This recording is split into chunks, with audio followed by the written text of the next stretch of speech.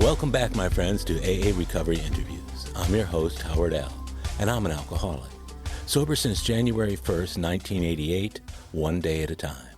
I'm grateful you've joined us. AA Recovery Interviews is the podcast where Alcoholics Anonymous members from around the world share their timeless and extraordinary stories of experience, strength, and hope. Each episode is a testimonial of the recovery available to all in Alcoholics Anonymous. My guest on today's show, Jeff S., got sober in 1998 after years of alcoholism and addiction to crack cocaine. Coming from a tough upbringing, he started drinking as a teen. Jeff spent 5 years in the U.S. Army, which he enjoyed, mainly because it allowed him to drink with alacrity and few consequences. But the boozing followed Jeff out of the service into a series of dead-end jobs with few prospects for success. As a functional alcoholic, he did find a career in the building trade, but the disease still dogged his every step. After a failed marriage and other unadmitted problems caused by drinking, crack cocaine entered Jeff's life. It quickly drained him financially, physically, and emotionally. By the time he reached AA, he was willing to do anything to restore his shredded life. And AA did just that. Jeff attended meetings, worked the steps, found a higher power, and carried the message to others. It wasn't long until he had all of the good things in life back. But somewhere along the way, Jeff began believing that he was running the show and that he didn't need active participation in the program to stay sober. And though he remained dry for a considerable number of years, he was also bereft of the many gifts that AA bestows upon those who truly invest their lives in the program. Jeff slowly realized that his increasingly hollow life without alcohol and drugs was missing what he needed most: connection with the program, the fellowship, and the sunlight of the Spirit. For all the gifts of sobriety that Jeff passed up during his dry years, his reappearance and re-engagement in Alcoholics Anonymous has rapidly drawn him into the center of the herd. His cautionary tale of staying dry without AA is a story everyone should hear, especially those who think they can get sober in AA and then pull away into their own world without it. So please enjoy the next hour with my friend and AA brother, Jeff S. I'm Jeff, and I'm an alcoholic. Hi, Jeff. I appreciate your willingness to do an interview with me on the AA Recovery Interviews podcast. Well, I'm really happy to do it. Glad I got the opportunity. You know, we had in the meeting tonight, we had a newcomer, somebody who was brand new, and our chairperson made an effort to make sure it was indeed his first meeting. He haven't been to a meeting anywhere, anytime, any place before, and of course he hadn't. The meeting then has a tendency to focus on the new man, which I think a lot of first step meetings are about, focusing on the newcomers and people who are there. When you were new in sobriety, when you first started going to AA, did you have a meeting like that where everybody focused on you when they knew that you were new to the program? Yes.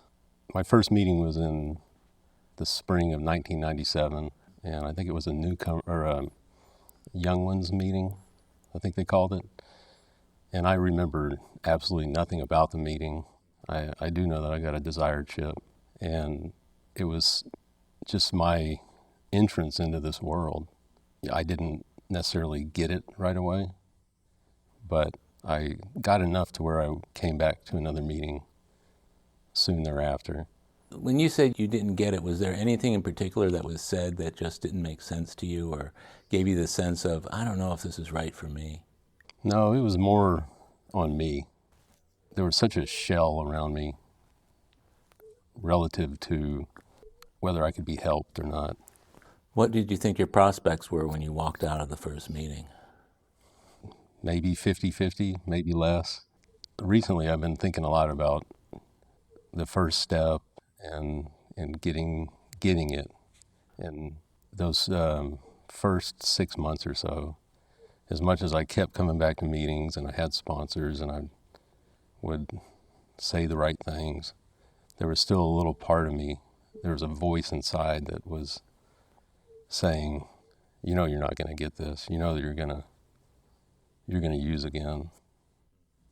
And occasionally I did. Did you attribute that to the disease itself or some kind of judgmental voice going on? I didn't really attribute it to, it was just a thing that was happening at the time. You know, it felt like I had no control over it. Did you stay sober through that period of time? No, I did not. So you found the program in 97. What's your sobriety date? It's September 7th of 1998. So there's this period of time after you go to your first meeting and you weren't staying sober. Were you still going to meetings after you had drank and not saying anything, or were you picking up a new desire chip every time? What did that look like? It was a lot of all of the above. There was, I can remember picking up some invalid 30-day chips, or at least one. I can remember getting a desire chip and maybe 2 or 3 days later and going back out. There was really no rhyme or reason to it. And the thing is, it didn't get any better from the time that I came in, and I want to say maybe like late August, early September of 97, I got into a rehab center. It was down in the 5th Ward at the Barbara Jordan Recovery Campus. It's an old hospital that's not there anymore, and I believe it was state funded.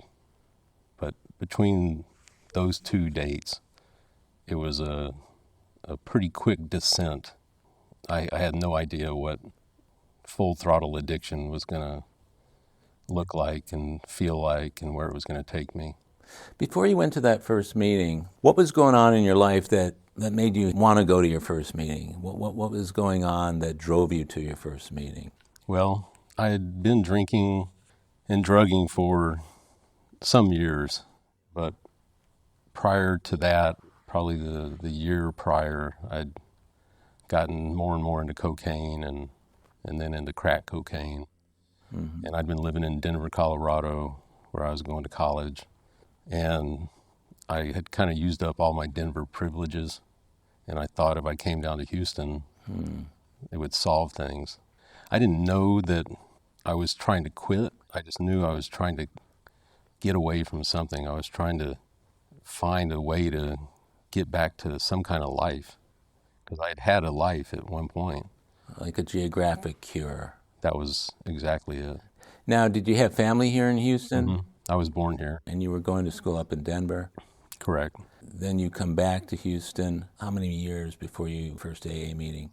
Oh, it was quick. I came back right after New Year's of 1997. So you thought just coming back would take care of the problem? Yeah. I felt like I was a leaf on a fast-moving stream, with no ability to where I was going, what was going to happen. The current was just taking you along. Yes, sir. That's a tough place to be, isn't it? Yeah, it's the worst. It really is. How did you feel with regard to hope? Well, I would get little glimmers of it. Like what? Well, coming down here from Colorado, I had hopes that would solve the problem, and I was going to do a little business opportunity with my brother, and new place to live, new life, everything's going to be better. Did stopping drinking occur to you at any point within that process? I don't think so. About it? Honestly, that's kind of funny that was never part of the equation. It usually isn't. In fact, I think the disease is very cunning, baffling, and powerful in that it can tell us, and we believe it, that it's about anything but the disease. It must be the job I'm in. It must be the relationship I'm in. It must be the money I'm making or not making. And then alcohol and or the drugs is always the last domino to fall before we realize it. And if that domino was further upstream, maybe we would get it sooner. So the geographic cure didn't pan out for you, or? Well, yeah, I was still drinking and smoking pot, and I don't know how long it was before I decided to go out and see if I could get some crack cocaine. And I figured places that might be good places to look, and I found it. I think anybody looking for that sort of thing is going to find it. Yeah, I understand. I did regular cocaine. I didn't do the crack cocaine, but I understand the descent is very, very rapid with that, both financially and in what it does to you. What was your experience with crack cocaine? Well, it certainly does that. It's a combination of depleting, any semblance of assets that I had were all gone, and possessions became, is this something I could sell? Is this something I could get some money for? Mm-hmm. And, everything that I had worked for in Colorado was gone. And I had a girlfriend at the time, and she was willing to come down here, and she kind of bankrolled my move down here. So she helped save me in a way. And was she here at the time? No, she was in Colorado. She spent her money to bring the two of you down here. Correct. How did that relationship pan out? Well, eventually in that first year as I was trying to get sober, I drove her back to Colorado. I don't mean I physically drove her in a car. She up and left. Things had gotten so bad. This is in the last year before you stopped, or in the first year? Yeah, it was in 1997. 97, okay. Yeah. So the crack cocaine, one of the things I've heard about crack cocaine is that you hit bottom a lot more quickly with crack than you do with other types of drugs and or alcohol. Were you using alcohol at the same time as crack? Well, eventually it just became the crack. For years and years, I just drank, and, I didn't do a lot of pot when I was in the Army, mainly drinking, but I did still do a little bit. I never thought that the rules applied to me. We always think it's about somebody else or about something else. It's never about us, except when we want it to be. Yeah. I wanted to back up a little bit and get an idea of what was your family of origin like. Well, I was born here, and my dad was in Vietnam when I was born. He was an Army aviator, and both my parents were young. They both came from, I guess you'd call them broken homes. Both fathers had left the families, and my mom's dad, he was an alcoholic, and I think he died a pretty dingy alcoholic death, maybe in 1977, in a tiny apartment here in Houston. So I didn't know that at the time, but there was a lot of turmoil. My parents divorced when I was maybe 5 years old, 1975 maybe. We were living in Hawaii at the time, and my mom and my brother and I, he's 3 years younger than me, we moved back here and moved in with my grandparents in South Houston. And then she got a job, we got a little apartment. She remarried a guy that had 5 kids. We lived in a couple of little places along Fondren and Sharpstown. And it was a 70s era partying kind of environment. He was a guy from Mexico. He was a carpet layer and a pot dealer, and there was pot around the house, and a lot of Schlitz. And Did your mother use drugs or drink? she did. When your parents divorced, what was the 5-year-old Jeff thinking about that? Do you recall what was running through your mind as all that was going down? It was just things were out of my control. We suddenly found ourselves back here. I can just remember like swaths of noise and conflict between my parents. To what end, I don't know, and then my dad was just not in my life suddenly for a couple of years. He was an alcoholic? No, he wasn't. So when all this was going on around you, and then they get divorced, your biological father, right? Mm-hmm. What kind of relationship did you have with him after your mom and he divorced? Well, for the first 2 years, I had no relationship. He wasn't around. Maybe it's possible we talked on the phone. I don't recall. And then he got out of the Army and he moved back here. But he had a new wife, and she was pregnant. And it was sort of like I didn't know really how to integrate into that. And eventually it became where they kind of wanted it to be like create a new family. With you or without you? Well, I mean, we did live with them a couple of times, my brother and I, but it wasn't the most welcoming environment. God, that's tough for a 5 to 7-year-old kid, and your brother is 3 years younger than you said? Mm-hmm. That must have been a difficult environment to have your childhood in. It was, in retrospect, I've had opportunities to look back on it, and there were a lot of good things that happened. Children are pretty resilient, and we did fun things with my dad. My grandparents loved us very much. My mom loved us. But she was kind of dealing with her own addiction, and she has had a journey through alcoholism and recovery as well. Now, did you say she got remarried? She did. She got remarried 3 times. So you had 3 different stepfathers out of that? Well, 2 stepfathers, and then the guy she's married to now, I never really considered him a stepfather. He's just a nice guy, and he's also in the program. They live in San Antonio. How long has he been sober? 31 years. Did he ever talk to you about AA when... Well, my mom sobered up in 1990. What year did you sober up? 88. 88. Right. Yeah, it was 88, because she has the same amount of time as you. And he got sober 5 years after her. And then a couple years after that, they got married. They met in Denver AA. Oh, that's cool. And he knew me all that time since they knew each other. And he must have known, how I was living. And, they never preached AA to me. But I wasn't ready to hear the message. Yeah, looking back, would you say that you would have been receptive at all at that point? No. Yeah. I can remember being at my mom's apartment when she let me live in her apartment because I had been married and I got divorced. And she couldn't have been sober maybe 3-4 years.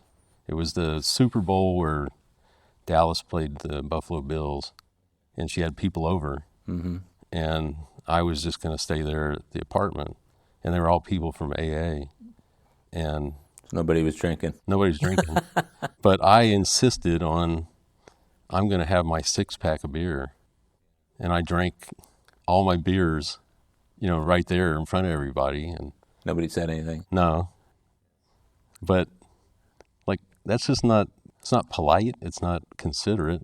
But I didn't care. I wanted to drink because it was a Super Bowl, and that's what you did.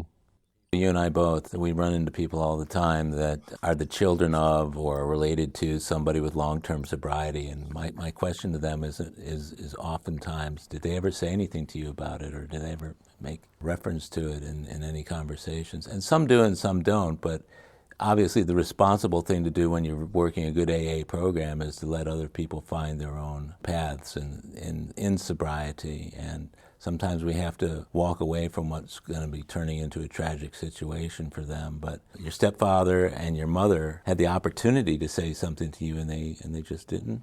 It would have fallen on deaf ears if they did, and I'm not going to say they didn't. Yeah. But I think they had to look out for themselves. Those aren't solid years necessarily of in sobriety, where they were just focusing on their recovery. Focusing on your recovery, there's something inherent about AA that helps you focus on the other good things in life and dealing with other problems using the tools that we get in AA. So I get it. A lot of times, the reasons why we drank as the solution were to deal with feelings or thoughts or ways of thinking that developed when we were kids and moved into our adolescence and our teenage years. Some people retreated into fantasy worlds, others, got involved in other sorts of sports, other things like that. To deal with that, others went straight to the alcohol and drugs. What was your trajectory? Well, I'd like to tell people that I went to 13 schools in 12 years of K through 12 education. I don't like to say that that's what the reality was. And for the first 7 or 8 years, my retreat was usually find a library at the school and go there and read books and check out books. And I love sports, and I would have liked to have played sports regularly. I had a touch of asthma as a kid, so I occasionally would have those attacks. But eventually, I guess it was around 8th grade, I was living in Colorado, and me and some kids, I think we skipped school and drank a little. I started doing that to some degree. So 13, 14 years old, which seems to be the common age when people first encounter it and use it for the first time. Did you find that what you were doing to get away from feeling the way you were feeling by going to the library and reading and participating in whatever sports you could participate, my guess is that if you're at 13 schools over a 12-year period, that wouldn't make sports easy to do, year to year. Right. Hard to get a varsity letter when you're only there for 1 year, right? Right. Well, it didn't help with a lot of things. I really retreated into myself Yeah. a lot. And so in high school, eventually the way I connected with other people was through drinking and smoking pot Yeah. and kind of being a semi-delinquent. So with you moving in within that framework, it seems to me you would just naturally seek out those people wherever it was you ended up each time you moved. Is that how it was for you? Yeah, I only attended 2 high schools. That's true that I did seek out. There was a smoking section. And Of the high school? yeah, that was a good place to meet people. So when you drank for the first time, do you remember it clearly and do you have fond memories of it, or what was the outcome of the first time you really drank to drink? Well, I don't recall getting really drunk like some people talk about. I don't remember that being the case. I remember the warmth of it. Was it beer or hard liquor? It was hard liquor. The very first time I drank that I can remember was probably in 1976 sometime. My mother had gone to some kind of, mid-70s Houston party, and me and my brother came along because she didn't have anywhere else to. So we were at the party, and I remember I didn't realize it until someone started laughing, but I had picked up someone's drink, maybe a rum and coke, and I drank it.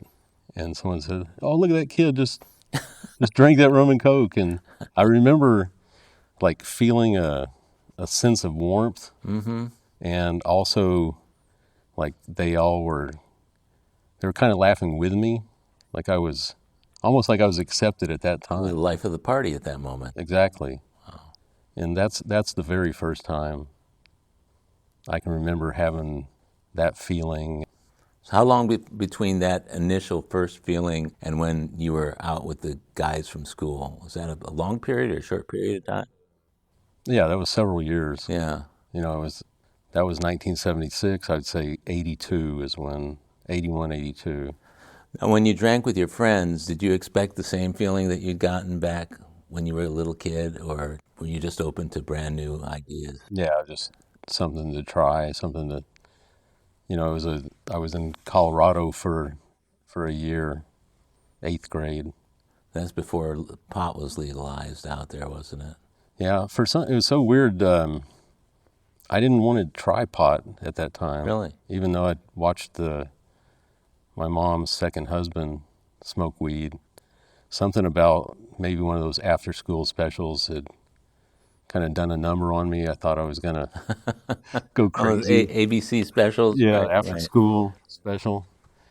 So I didn't smoke pot until maybe I was a sophomore in high school. Uh-huh. So you were hanging with the kids who were smoking pot and drinking, and so did you have girlfriends at the time? I didn't have a lot of girlfriends. Mm-hmm.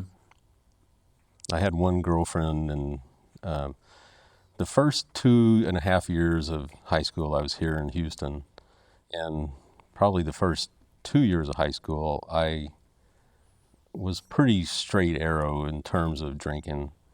Like I hung around some guys, we ran track and cross country, and we did silly stuff, but none of us drank. It didn't really occur to us.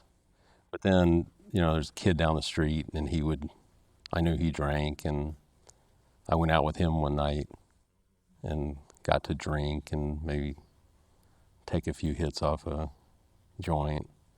Were you in the crowd of people who were doing that, or was that just happened to be some people that you knew? It was just people I knew. I wasn't really in any crowd. I was kind of free agent, I guess you'd say. Oh, so maybe that set the stage for later years. Yeah, it was just little by little. It became more and more what I sought out. And the good thing about doing it at that time is that things are still pretty good in life. You know, you're still young. You still have opportunities coming your way and to do different things, and life might be a little bit more enjoyable. The booze sometimes helps. When you got out of high school, what next? What happened after that? I had an idea that I would join the Army. You know, at the time I was saying I want to take a year off and kind of find myself.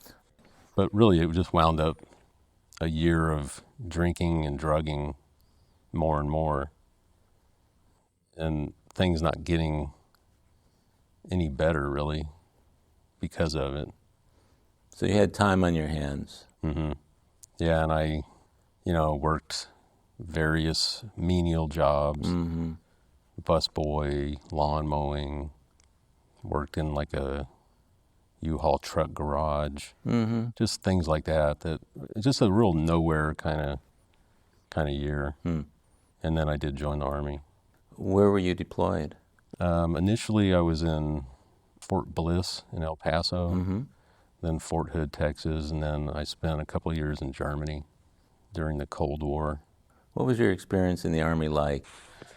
It was a good growth experience. It was a good experience for someone my age and my temperament, I guess. I enjoyed it the whole time. Mm-hmm.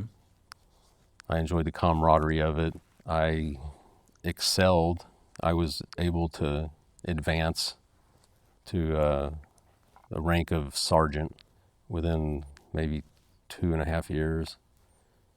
And it's pretty easy. The Army is pretty easy. They're telling you what to do and where to go and when to be there. You're one of the few people I've talked to recently who said the Army was easy. Usually you hear guys complaining about it. You can complain about it, but it is easy in terms of Not having to make any of your own decisions. Mm-hmm. And, the whole time I was in Germany, I drank pretty much every chance I got. And a couple of times squad leaders would tell me, hey, you kind of smell like liquor. And I brushed it off. Was that frowned upon, or just something you didn't want your superiors to know about? Well, technically it would have been illegal. There's many times I could have been, written up as being drunk on duty, just based on blood alcohol, I'm sure. But I was good at what I did, and it was kind of, oh, that's fine. They're doing their job, they're showing up. So you could have just been a functional drinker at that point, being able to drink and still do your job. I was. And I remember reading a Stars and Stripes article. That was the newspaper over there. Uh-huh. And it was about an alcoholic. It was one of these like center of the magazine or newspaper deals. And I remember reading it, and, it talked about he was an alcoholic, and he kept vodka in a Listerine bottle in the trunk of his car, and he put food coloring in it so it looked like Listerine, and he would drink it at lunch. And I can remember thinking, what a loser this guy is. Well, obviously it made an impression on your life. Yeah, I remember it like clear as day. Oh, man. And it was a bunch of guys my age, 19 to 22, just having fun and, going out on the town and exploring Germany, which is not a sober place to begin with. But it was great fun. Were you looking at a career in the Army, or how long did you stay in? I was in just shy of 5 years. I went in just to get money for college. Mm-hmm. That was my goal. And a couple things happened where I considered maybe I would stay in longer, but eventually it was best for me to just finish my term and get out. What effect did the Army have on your drinking? You mentioned how you had to be careful, not to get written up, but what other effects or consequences occurred as a result of drinking while you were in the Army? I guess the only consequence I had was that I just became better and better at it. And I became more and more of an alcoholic because I didn't really suffer any consequences at that time. I never got in any trouble. I was promoted. But I felt the whole time like kind of an imposter. I didn't feel like I was really a leader. I'm a sergeant, I'm a squad leader, but I felt like a little kid a lot of the time. How did the alcohol play a part in the way you were thinking and feeling? It was definitely affecting me. Whether it affected me to about that, it may have. Yeah. I remember in my last unit I was in, there was a guy that had been in the Army for like 12 or 13 years, and he was still a private, which you're not on the fast track. and people would say, oh, that guy, he's a drunk. And whenever we were in formation at the end of the day and we were saluting the flag and he put his hand up, his hand would be shaking like that. And everybody just knew who that guy was. And I remember thinking, wow, that's not good. But then in the squad room, I remember my platoon sergeant saying, hey, Sergeant, your hands are shaking. And I'd been drinking the night before, and so I was doing the same thing. This guy that was, this object of derision, I was him as well. How did that make you feel at the time? I didn't like it. Did you ever make the connection, though, between the alcohol and that feeling, or was it something else? No, it definitely, there was the result of that, but it just seemed to me like that was just how it was. There was no idea of stopping or quitting or cutting back. If I had the means to get it, I would get it. So I guess I would wonder, to what degree were you willing to go to keep drinking, knowing what it was doing to you or starting to do to you at that point? I had no intention of stopping. I would just continue on. We'll be right back. My friends, if you're enjoying AA Recovery interviews, I invite you to check out my latest audiobook, Alcoholics Anonymous, the story of how more than 100 men have recovered from alcoholism. This is the word-for-word, cover-to-cover reading of the first edition of the Big Book, published in 1939. It's a relaxing yet meaningful and engaging way to listen to the Big Book anytime, any place. Have a free listen at Audible, iTunes, or Amazon. While you're there, search for my other audiobook, Lost Stories of the Big Book, 30 original stories from the first and/or second editions, missing from the third and fourth editions of Alcoholics Anonymous. It's an engaging audiobook that brings these stories to life for AA members who've never seen them. These timeless testimonials were originally cut to make room for newer stories in the third and fourth editions. But their vitally important messages of hope are as meaningful today as they were when they were first published. Many listeners will hear these stories for the very first time. It's also available from Amazon as a Kindle book or in paperback if you'd like to read along. You're going to love it. And we're back. So oftentimes when we don't stop, but we're still able to carry on in our jobs, and we have the speed bumps along the way, the missing work one day, or, forgetting to do an important project or whatever it is because of the drugs and or the alcohol. Those times come and go, and with the convincing that it can't possibly be that bad because I got through that situation and I'm okay at the end of it. I never crashed a car. I'm okay. I can still drink. What sort of things were you telling yourself about your own drinking? Sounds to me like you had an inkling that maybe you had a problem, but you knew that you weren't going to stop because of it. Does that sound fair? I don't even know if I could even intellectualize or come to the conclusion that I had a problem with alcohol. Mm-hmm. It was just that occasionally I would drink too much and I might black out, and I might find out I said some things or did some things that were kind of crazy afterwards. And that was just how it was. And honestly, the last couple of years, last year in the Army, I was in Fort Polk, Louisiana. Had I stayed in, I would have probably wound up in jail there, because I was getting worse and worse, I think. So the decline started in your last years in the Army. Yes. So what's next in Jeff's life? Well, I got out of the Army in 92, right after the Rodney King riots. I moved back to Colorado, enrolled in Metro State College, downtown Denver, and I started going to college. And I worked as a tree trimmer and as a carpenter, did different jobs like that while I went to college.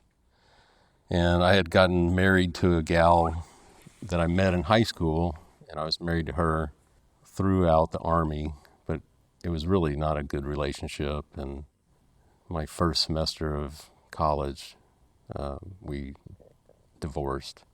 What effect did that have on your drinking? Well, I started doing a lot of going out. It increased my drinking. I don't know that it increased it necessarily. I think I was drinking about the same amount, but I was starting to do other things that weren't wholesome and didn't help me in the long run. In what ways did those things contribute to your divorce? It was after I started, a lot of going to clubs, meeting women, always looking for something to fill this hole that I felt inside. How long have you been feeling that hole? As long as I can remember. That's a hole that gets made sometimes when we're even pre-verbal, and then we spend the rest of our lives trying to find ways to fill it.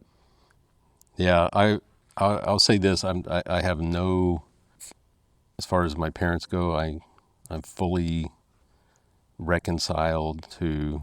They did their best, and they were, just people living their lives the best they could. I feel like, though, maybe that hole started when I was born, and my dad wasn't there for that first 10 months. And I could just be way off base about that, and I'm not at all blaming him. He was in Vietnam, and I know he loved me very much. He loves me to this day. I just wonder if, like you said, pre-verbal, if that created some void. Yeah, so I think we never really know. To what degree did my dad's beating me when I was a kid have on me? It couldn't have been a good effect. It created certain feelings that showed up in different ways at different times in my life. But I can go back and say that couldn't have been good for me.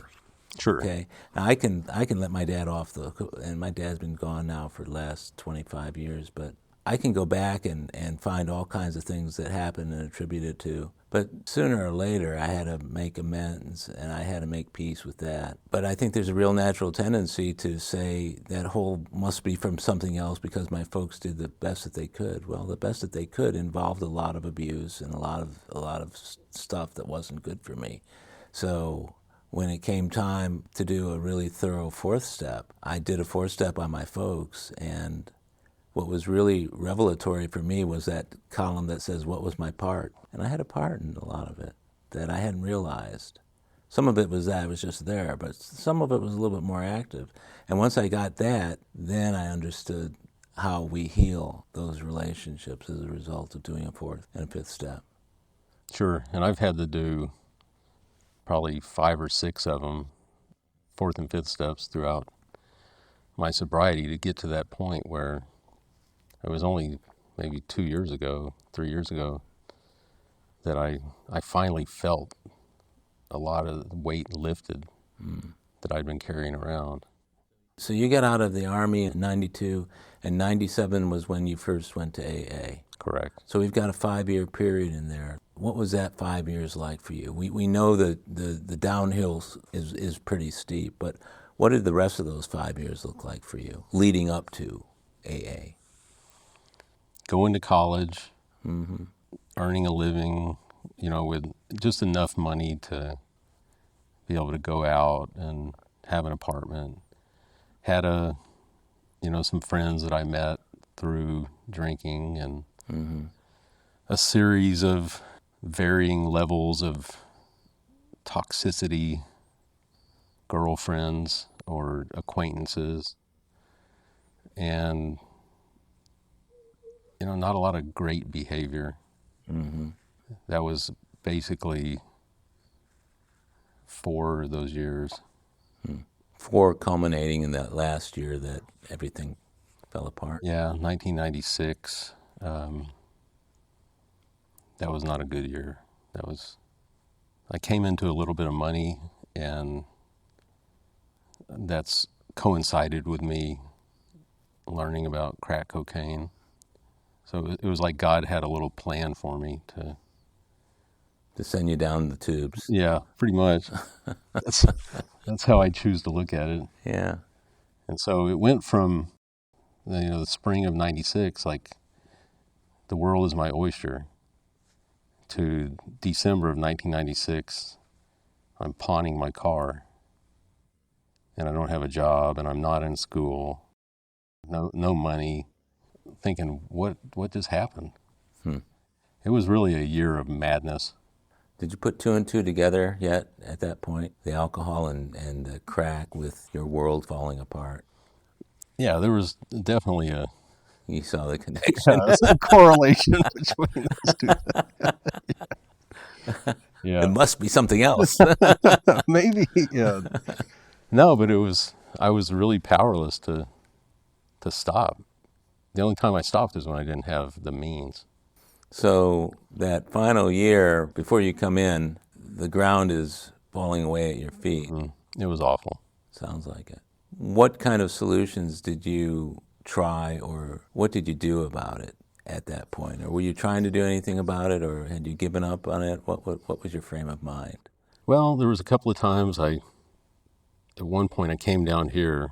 I thought I'd come down and stay with my brother and work with him and just get away from up there. And within a couple of weeks, I started doing the same thing down here. And eventually I went back up there. I was gone about a month. There was nothing to even start over. It was like everything was gone. You just took Jeff from there and came down here, and the same guy shows up. Yeah, and then it just, got worse and worse. And, I spent Christmas Eve of 1996 with a guy named Junebug and his cousin at a McDonald's waiting on somebody to bring us some crack at like 11:30. People wanted me to be with them on Christmas. And I said, I got other plans. And that was my other plans. It doesn't really get any worse than that.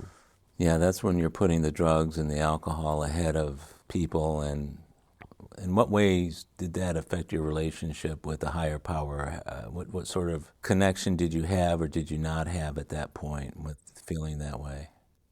I had no concept of a higher power at that time. It never crossed my mind that God was a thing that could be in my life. Yeah. It would have been some sort of Christianity related, kind of, and that wasn't for me.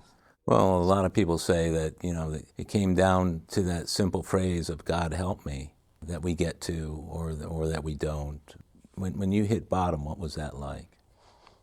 Well, I certainly started doing that once I started going to AA meetings. Yeah. I remember asking God for help. And unfortunately, usually I was high when I did it. Yeah.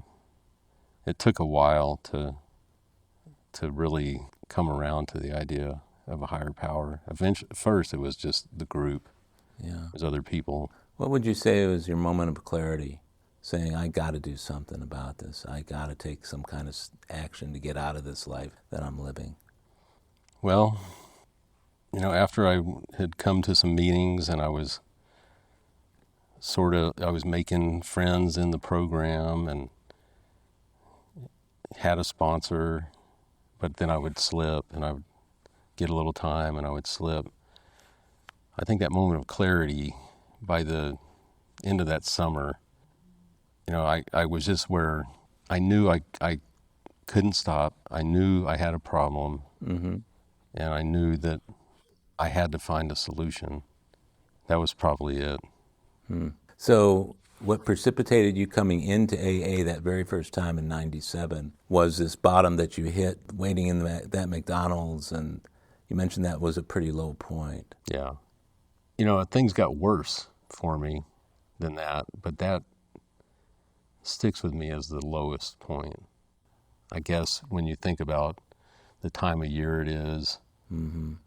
the juxtaposition of that, and here's people that love me doing Christmas type things, Mm-hmm. and I've spent all my Christmas money to buy anybody a gift, and I'm getting high, and I'm doing things I never would have thought I was going to do on Christmas Eve.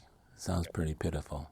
Pretty pitiful. You mentioned the treatment center that you went to. Was that was an inpatient? It was. For how many days? It was, I think, 28 days. Did they bring AA into that facility? We did have meetings, yes. What was the handoff like between the treatment center and AA?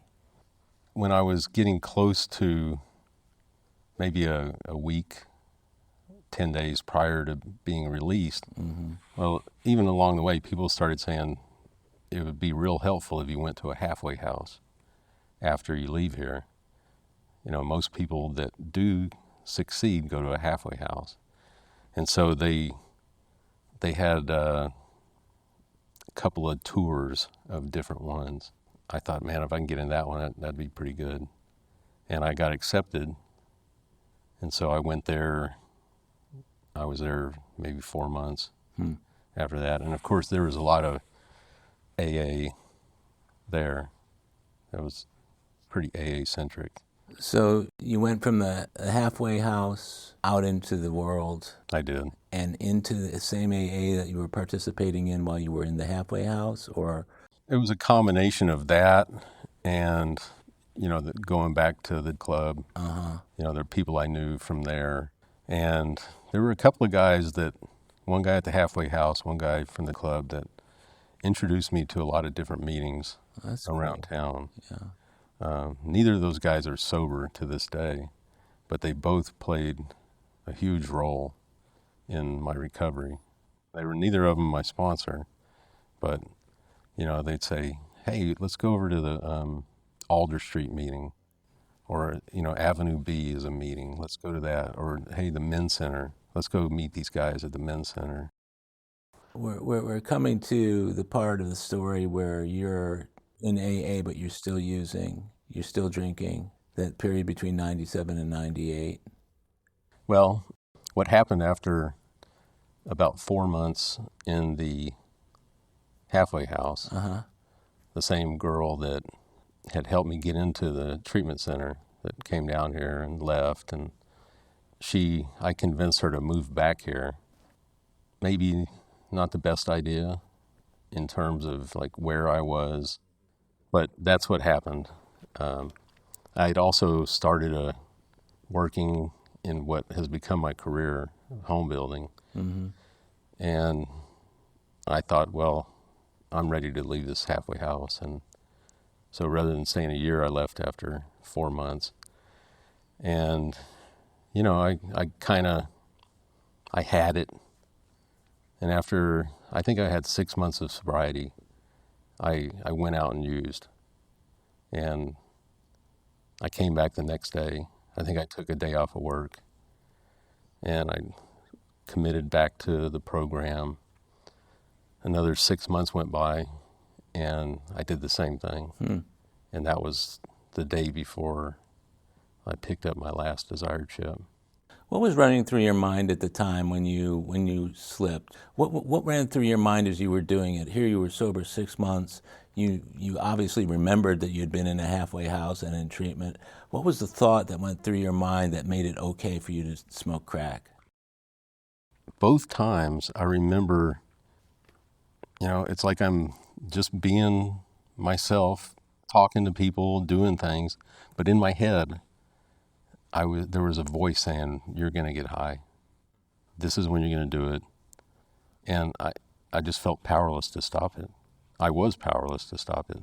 Yeah. And the second time, the time before all this length of sobriety, I was doing really good at this job I had. And I knew I did not want to lose the life that I was building.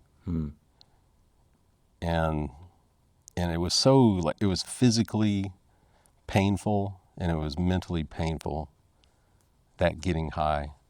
And by the end of that night, I was just like, what am I doing? What is this? It was like hitting yourself on the head with a hammer because you think that's going to make you feel better. And I felt so completely done with it after that. So that's right before you came back and got the last desired ship that you have. That's amazing. So you got to that point after taking a few runs at sobriety, but the second time that you slipped and came back was the one that stuck. And I never felt that feeling again of, you're going to get high. This is how you're going to do it. Because when that did happen, there was no talking to anybody. There was no calling my sponsor. It was just, I'm going to do it, and that's that. But I never felt that way again. Was there a point at which you actually had asked to have that removed, that feeling removed, or did it just kind of go away on its own once you came to that conclusion about what you wanted for your life? I don't remember a specific conversation like that. It was kind of like in my being. I just knew that I'm done. I was done. I just wanted to get a feeling for what the last 26 years has been like for you.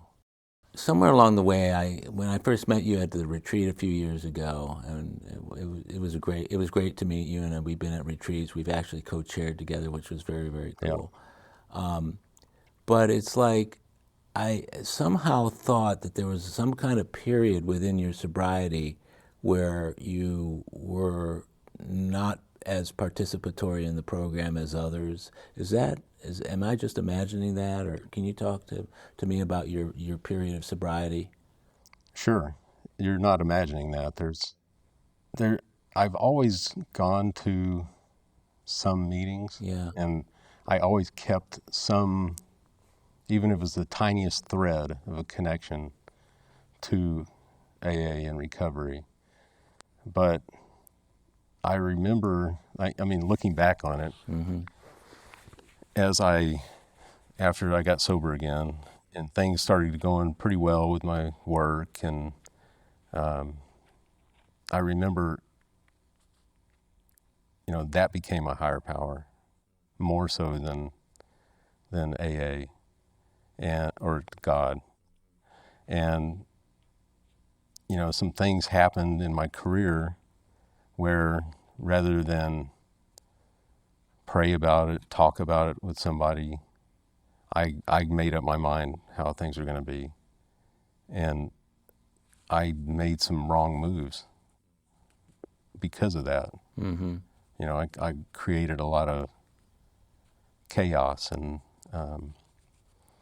when my first son was born in 2003, I kind of made him my higher power. I wanted to be what I thought my parents never were. And I almost resentfully did that, was that what that they weren't. That was my goal. And I just look back at a lot of self-will run riot in sobriety, and I did some things to hurt people, and I carried a lot of resentments, and I didn't do my best, for sure. Yeah. Sounds like a really tough thing to go through. There were a few tough years. Not that I spent the years, in agony per se, but I was definitely not in the sunlight of the Spirit, for sure. And for a lot of years, I would think, in the book it says we're going to reach a point where nothing is going to be between us and a drink but our higher power. And I would sort of celebrate that, like it's just me and my higher power, and I'm not going to drink, but I'm going to do a bunch of other stuff that is not good, and I'm going to act like an ass a lot of times and not react well to situations, but I'm not going to drink. So that rigorous honesty that we're talking about really doesn't get very much play at that point. No, and the principles. Yeah. But you're sober. Yeah, and then, some things happened where I got back into the program a little more. I worked the steps thoroughly. When was that? That was in 2013. And then I kind of faded away again. Mm-hmm. And I ran into a friend of mine I think it was right after COVID. I ran into somebody at a restaurant, and he was somebody that I had seen get sober, and he was going to the noon meeting we go to on Wednesdays, and mm-hmm. I think I went there one time, and then I went again, and I heard you say, hey, the retreat's coming up this weekend. And I signed up for that retreat, and I think that was in 22. And little by little, I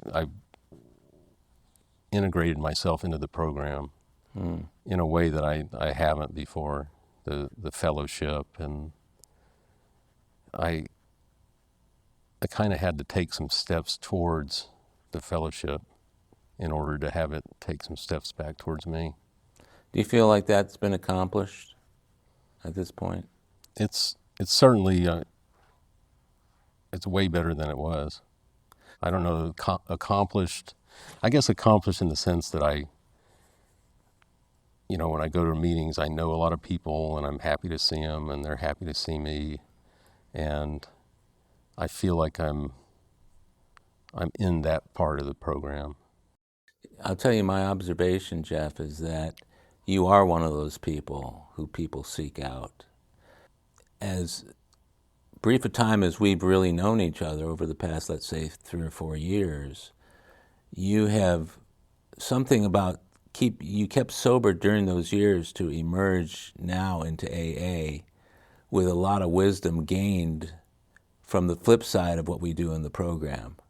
The program says we go to meetings, we do this, we do that, and that's how we stay sober. And you were staying sober without having to do those things, but I hear regret in your voice. I hear that wistful thinking that maybe you could have done different things if that had been the case. And here you are 4 years later from whatever, coming back, reemerging, and I see people seeking you out.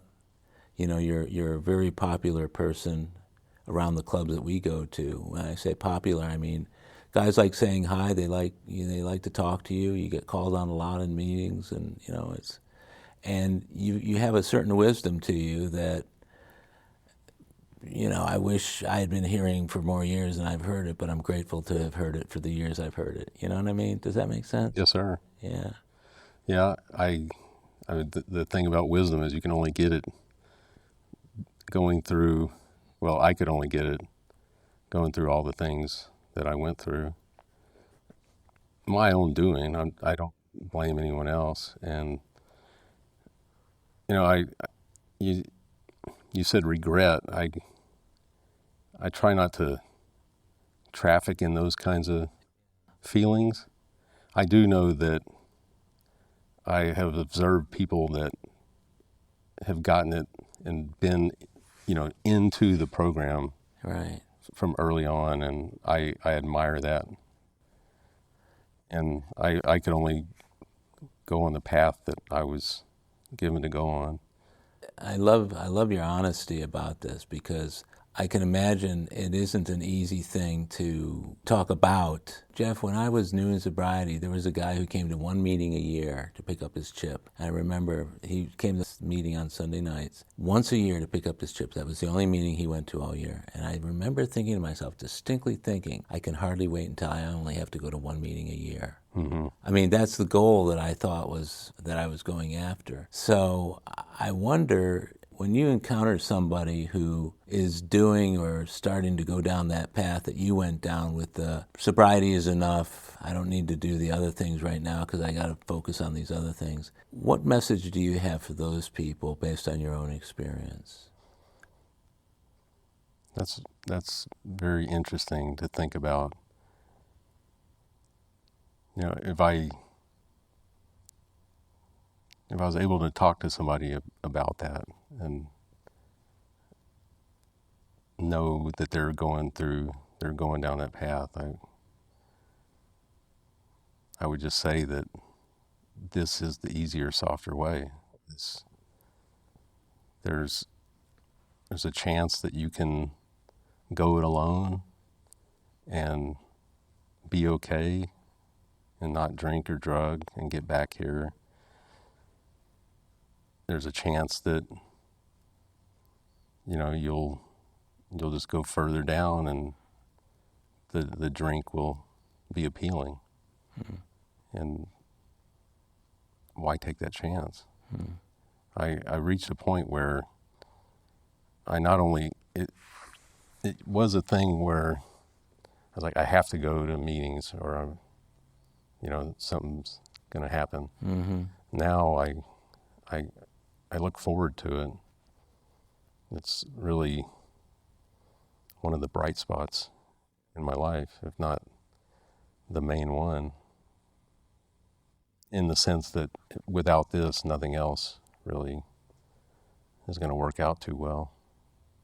I appreciate that introspection and the fact that I look forward to seeing you in meetings, and I'm always happy when I see you in a meeting that I'm in. It's kind of cool to share two or three meetings a week with you, even if the only thing we do is say hi to each other. But what I was thinking about while you were just talking about that was, it's about gifts that go unclaimed. It's like whatever the gift at the time might have been, had you claimed it, and what that would have done for your life at that point, maybe you won't know, because the path was the path, right? And the road not taken is the road not taken. But I think it's really cool that you've been able to come to terms with that. That's kind of cool. Yeah, I used to do a lot of trying to think my way into a better past. Yeah. Just if I could have just done this, or if I could have said that. And that is one of the most self-centered things that I think anyone can do, and me in particular, is just that. And all the things that I didn't do really well, and all the things that maybe I missed out on, they led me here to where I am in the program now, where I am in life. And, I don't see them as necessarily good or bad. They're just the things that happened. And, I one of the great blessings of the program that in my higher power is that each morning and throughout each day, I can either accept things as they are and react to them, hopefully in a functional way, And if I don't accept them right then, it's not too long after that that I come around to the idea that this is just how this is. And how I choose to label it and feel it, that doesn't change the thing. Kind of a stoic aspect that I've been looking at that really ties in with like the serenity prayer. And I think that's really what the goal of the program is to me, besides helping another alcoholic, is how can I be a part of this life and not just be, react this way or that. Just how can I be, I don't know the best way to put it, a functional, rational, sober part of humanity.